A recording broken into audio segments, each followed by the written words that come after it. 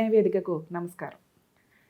చాలా బాధాకరమైన విషయం, చూడగానే షాక్ అయ్యే విషయం. రీసెంట్గా నాకు ఒకళ్ళు వాట్సాప్లో వీడియో పంపించారండి. హైకోర్టు జడ్జిగా రిటైర్ అయిన వ్యక్తి నూతి రామ్మోహన్ రావు గారు.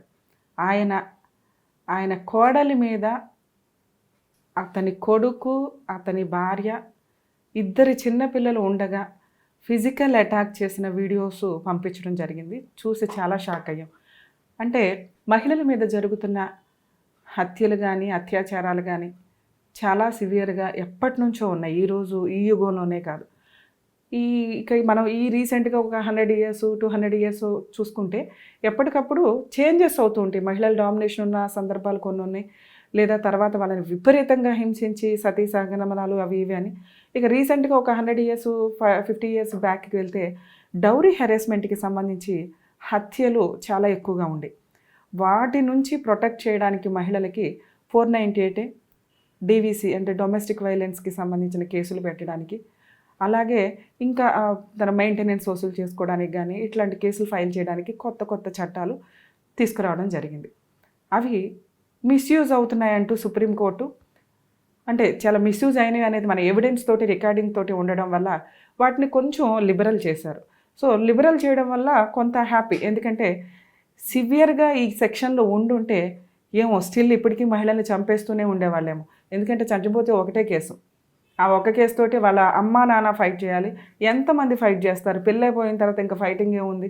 కొంతకాలం ఫైట్ చేస్తారు, తర్వాత ఏదో కాంపెన్సేషన్ తీసుకొని వదిలేయడం జరుగుతుంది. సో ఇటువంటి సందర్భాల్లో అట్లీస్ట్ ఇవి లిబరల్గా అవ్వడం వల్ల ఈ కేసుల ద్వారా కొంతమంది ఫైటింగ్ చేస్తూ నిజాయితీ వ్యక్తులు వాళ్ళు ఎటువంటి తప్పు చేయలేదని 498 నుంచి బయటపడుతున్నారు, డీవీసీ నుంచి బయటపడుతున్నారు.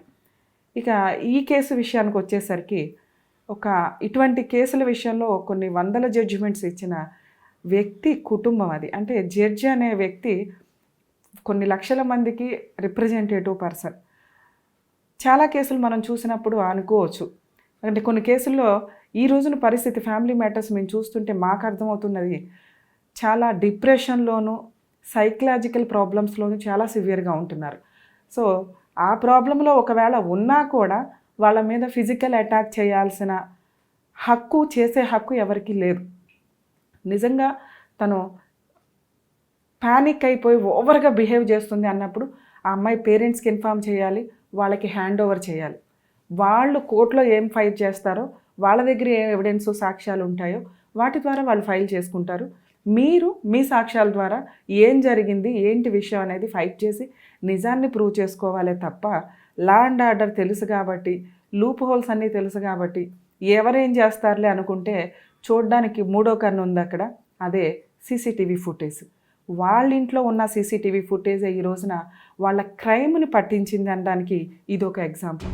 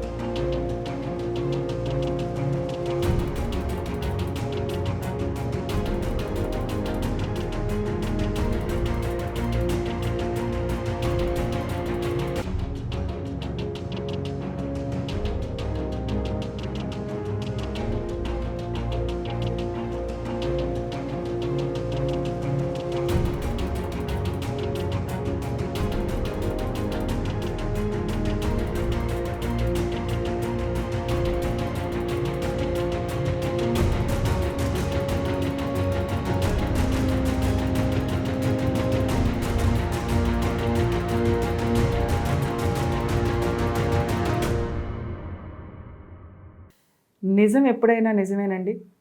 తప్పు చేసిన వ్యక్తుల్ని దాక్కోవడం అనేది జరగదు.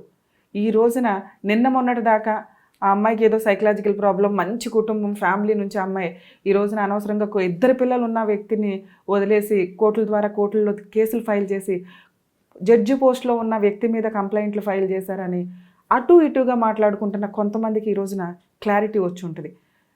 అమ్మాయి తప్ప వాళ్ళ ఇంట్లో వాళ్ళ తప్ప పక్కన పెడితే సీసీటీవీ ఫుటేజ్ చూస్తే క్లియర్గా తెలుస్తుంది. ఖచ్చితంగా ఒక వ్యక్తి మీద ఫిజికల్ అటాక్ చేసే రైట్స్ ఎవ్వరికీ లేవు, అందులో కోడల మీద. అక్కడ భర్త వచ్చి ఆటోమేటిక్గా అమ్మాయిని కొడుతున్నాడు, అత్తగారు తిడుతూ ఏదో శాపనార్థాలు పెడుతున్నట్లుగానే, అంటే కొన్ని యాక్ట్స్ మనకు అర్థమైపోతూ ఉంటాయండి. మ్యాక్సిమం మనం ఎస్టిమేట్ చేయగలం అక్కడ ఉన్న సిచ్యుయేషన్ బట్టి. కొడుకుని పక్కకు లాగుతూనే ఆవిడ అనాల్సిన మాటలు ఆవిడ అంటుంది. ఇక ఆ పెద్ద ఆయన నూతి రామ్మోహన్ రావు గారు అయితే అసలు అమ్మాయిని ఎక్కడెక్కడి నుంచి లాగుతున్నాడో కూడా అర్థం కావట్లా. ఇక ఇద్దరు చిన్నపిల్లల్ని వాళ్ళు కొంత ప్రొటెక్ట్ చేస్తూ పక్కకు నడిపిస్తున్నప్పటికీ కోడల మీద ఇంత ఫిజికల్ అటాక్ చేయడం అనేది నిజంగా కోర్టు ఇటువంటి కేసులన్నా కొంత సెన్సేషనల్ జడ్జిమెంట్స్ ఇస్తే మంచిదనేది నా ఉద్దేశం. ఎందుకంటే న్యాయం జరుగుతుంది అనే ఒక ఫైనల్, ఎవరికైనా కానీ న్యాయం ఖచ్చితంగా ఎటువంటి భేదాభిప్రాయాలు ధనిక పేదాని లేకుండా ఖచ్చితంగా న్యాయం జరిగిద్ది. కాకపోతే కొంచెం లా అండ్ ఆర్డర్ తెలిసిన వాళ్ళ విషయంలో మాత్రం కొంత వాళ్ళు లూప్ హోల్స్ వాడుకుంటూ ఇంకొంచెం డ్రాగ్ ఆన్ చేస్తారేమో. ఈ సీసీ ఫుటేజ్ చూసిన జడ్జెస్ ఎవరైనా కానీ ఖచ్చితంగా వాళ్ళకి పనిష్మెంట్ ఇవ్వడానికి ఎక్కువ అవకాశం ఉంది. కానీ ఏ సందర్భంలో జరిగింది అనేది ప్రూవ్ చేయడం మీద కొంత లిటిగేషను, డిఫెన్సు, ఫైటింగు నడుస్తూ ఉంటాయి. సో ఏది ఏమైనప్పటికీ ఒక మహిళ మీద అంత దౌర్జన్యంగా ప్రతి ఒక్కళ్ళు, అంటే అమ్మాయి బయటికి పారిపోవడానికి ప్రయత్నిస్తున్నా కూడా డోర్ లాక్ చేసుకుంటూ, అంటే పరువు పోతుంది అనే విషయంలో మేబీ వాళ్ళు అట్లా చేసి ఉండొచ్చు. కానీ ఆ ఫిజికల్ అటాక్ అనేది కొంత చట్ట ప్రకారం కానీ మానవతా దృష్టితో కానీ యాక్సెప్ట్ చేసే విషయం కాదు. కాబట్టి లా అండ్ ఆర్డర్ని మిస్యూజ్ చేయకుండా కొన్ని కేసుల్లో సెన్సేషనల్ జడ్జిమెంట్స్ పడితే బెటరు. ఇక వీళ్ళ కేసులో ఏది నిజం ఏది సాక్ష్యాన్ని బట్టి డిపెండ్ అయి ఉంటాయి. కాబట్టి అక్కడ సాక్ష్యాన్ని కూడా కొంత కన్సిడర్ చేయాల్సి ఉంటుంది. మేబీ ఈ వీడియోలో మనం చూస్తుంటే అక్కడ గృహహింస జరిగినట్లు, 498లో ఫిజికల్ అటాక్ జరిగినట్లు క్లియర్గా మెన్షన్ అవుతుంది. కాబట్టి వీళ్ళకి పనిష్మెంట్ పడడానికి ఎక్కువ అవకాశం ఉంటుంది.